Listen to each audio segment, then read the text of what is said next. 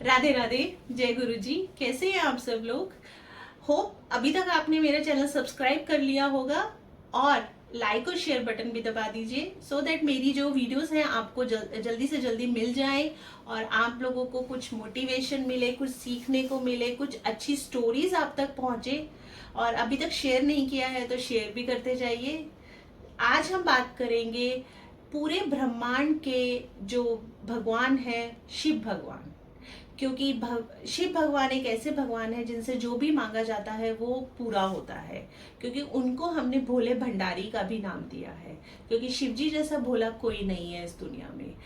जहां पर सब हार जाते हैं वहां पर शिव जी का द्वार खुल जाता है। तो आज की ये स्टोरी मेरी शिव जी को ही समर्पित है। होप आपको अच्छी लगे तो प्लीज लाइक और सब्सक्राइब जरूर कीजिएगा।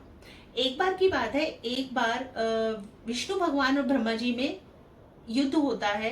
युद्ध किस बात पे होता है कि दोनों ये कहते हैं कि मैं बड़ा हूं और मैं बड़ा हूं। विष्णु भगवान अपनी जगह कहते हैं कि मैं बड़ा हूं, ब्रह्मा जी कहते हैं मैं बड़ा हूं। तो दोनों के बीच में एक बहुत बहस होती है पहले, और दोनों अपनी अपनी काबिलियत को प्रूफ करने में लगे होते हैं। लेकिन कोई ये प्रूफ नहीं कर पाता कि कौन बड़ा है। जब बहुत देर तक इस चीज के ऊपर बहस चल रही होती है तो दोनों हार कर अपने अपने अस्त्र निकाल लेते हैं।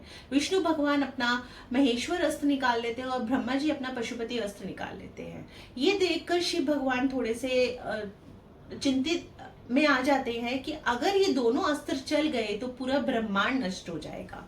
इसलिए वो क्या करते हैं, एक स्तंभ के रूप में दोनों के बीच में आके खड़े हो जाते हैं और उनको कहते हैं कि तुम दोनों में से जो भी आदि या अंत मेरा ढूंढ कर जल्दी लाएगा वो ही इस ब्रह्मांड का सबसे बड़ा भगवान होगा।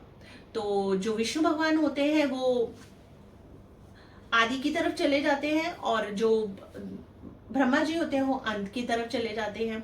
जब वो ब्रह्मा जी जब जा रहे होते हैं और विष्णु भगवान अपनी खोज में जा रहे होते हैं तो ये देखकर शिव जी को थोड़ा सा हंसी आती है। और जब शिव जी भगवान हंसते हैं तो उनके सिर से केतकी का फूल नीचे गिर जाता है। और जब केतकी का फूल नीचे गिर रहा होता है तो ब्रह्मा जी को मिलता है और ब्रह्मा जी उससे पूछते हैं कि केतकी तुम कहाँ से आ रही हो। केतकी कहती मुझे नहीं पता, मैं ऊपर से आ रही हूँ, लेकिन मुझे नहीं पता मैं कहाँ से आ रही हूँ। तो वो कहते हैं ऊपर कितनी दूर है। तो कहते हैं मुझे ये भी नहीं पता कि ऊपर का रास्ता कितना कठिन है और कितनी दूर का है।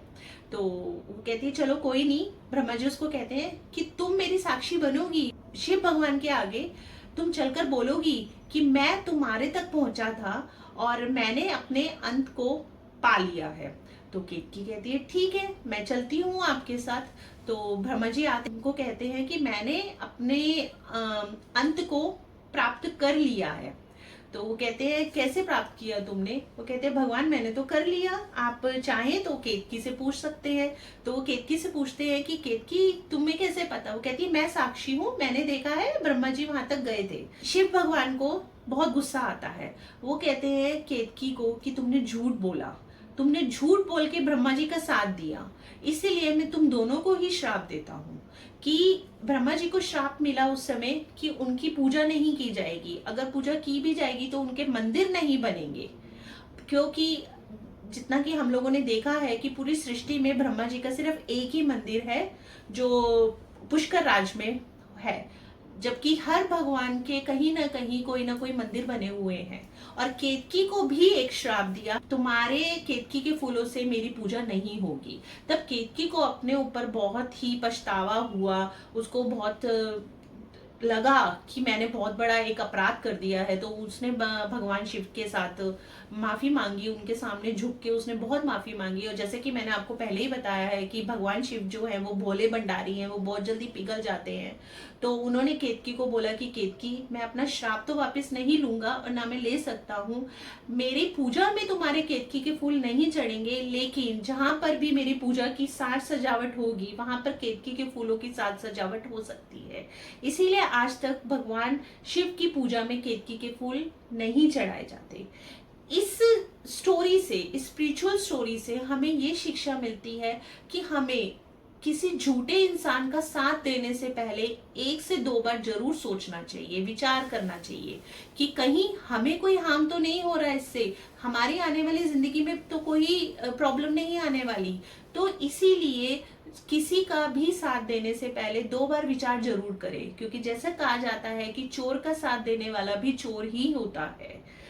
अगर आप लोगों को मेरी ये स्टोरी अच्छी लगी हो तो प्लीज इसको सब्सक्राइब जरूर कीजिए, शेयर कीजिए जितना हो सके। राधे राधे।